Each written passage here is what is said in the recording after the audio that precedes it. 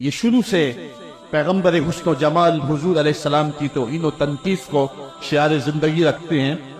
تو ایک زمانے میں انہوں نے سازش کی اور آقا کریم کے روضہ اطہر سے حضور کے جسد اطہر کو چرانے کی سازش کی، اور جس کی حفاظت میرا رب کرے کون اس محبوب کا بال بیکا کر سکتا ہے۔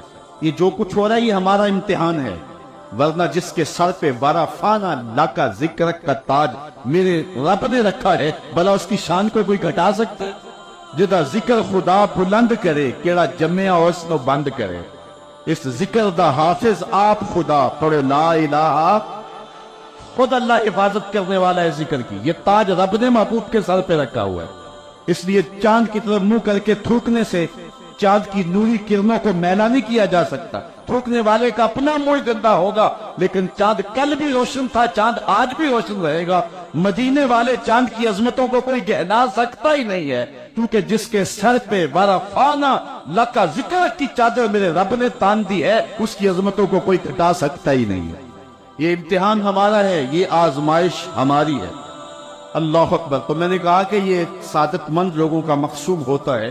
تو زمانے میں کچھ بد نصیب یہودیوں نے یہ سازش کی کہ حضور کے جسد اطہر کو روضہ انور سے نکال لیا جائے، اور پھر باقاعدہ انہوں نے دو اشخاص کو وظائف پڑھا کر کے، داڑیاں رکھوا کر کے، جبہ و دستار پہنا کر کے مدینے میں بھیجا، صوفیاء کے، نیکوکاروں کے، علماء کے، زاہدین کے روپ میں، اور انہوں نے وہاں ایک جگہ کرائے پہ لے لی اور اپنی کارروائی کا آغاز کر دیا۔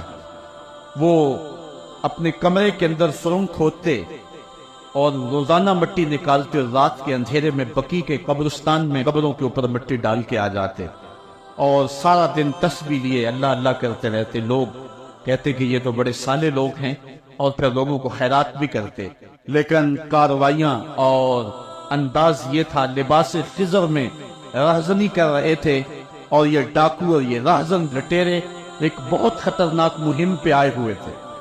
جب وہ بالکل قریب پہنچ گئے، اور ایک روایت میں آتا ہے کہ حضرت عمر کے پاؤں کا انگوٹھا بھی ننگا ہو گیا، حضور علیہ السلام سلطان نور الدین زنگی کو خواب میں ملے، اور ان کی شکلیں دکھائی کہ یہ دو موذی مجھ کو تکلیف دے رہے ہیں۔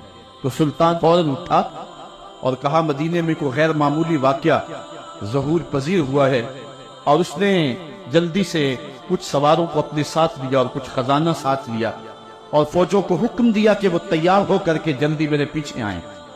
مدینے میں پہنچ کر کے اس نے دعوت عام کر دی، اور لوگوں کو کہا کہ آؤ میرے دسترخوان نعمت سے کھاؤ، اور لوگوں کو خیرات کرنے لگا۔ سارا مدینہ اس کے پاس آیا، لیکن جو شکلیں اس نے دیکھی تھی اس کو وہ نظر نہ آئی۔ وہ بار بار پوچھتے تھا کوئی رہ تو نہیں گیا؟ لوگوں نے کہا کہ نہیں، سارے جو ہیں وہ آپ سے خیرات لے گئے ہیں۔ ہاں، دو شخص ایسے ہیں کہ جو بہت بڑے سخی ہیں، ان کو تو ضرورت ہی نہیں آپ کی دہلیز پہ آنے۔ بادشاہ نے کہا مجھے دکھاؤ وہ کون ہے۔ بادشاہ کو شک گزرا یہ وہی تھے۔ جب سامنے آئے تو بادشاہ نے فوراً پہچان لیا، کہا کہ میں تمہارے ڈیرے پہ جہاں تم رہتے ہو وہاں جانا چاہتا ہوں۔ بادشاہ تفتیش کرنا چاہتا تھا، جب دیکھا تو تسبیحیں لٹکی ہیں، مسلح بچھے ہوئے، قالین بچھے ہوئے ہیں۔ تو بادشاہ مسلح اٹھایا، قالین اٹھایا تو نیچے پھٹا تھا، جب پھٹا اٹھایا تو نیچے سرنگ تھی۔ پھر بادشاہ نے ان کو جانوروں کے پیچھے بندھوا کر کے چروا دیا۔ اور میں نے تاریخ میں پڑھا سلطان نور الدین زنگی مدینے کی گلیوں میں پھر اس کے بعد روتا پھرتا تھا، اس کی آنکھوں میں آنسو تھے، اور کہتا تھا یا رسول اللہ تمہاری مہربانی کہ یہ ڈیوٹی میرے ذمہ لگائی ہے، ورنہ کائنات بھری پڑی تھی۔ یہ سعادت مندی میرا مقدر کہ اس نوکری کے لیے مجھے منتخب کیا ہے۔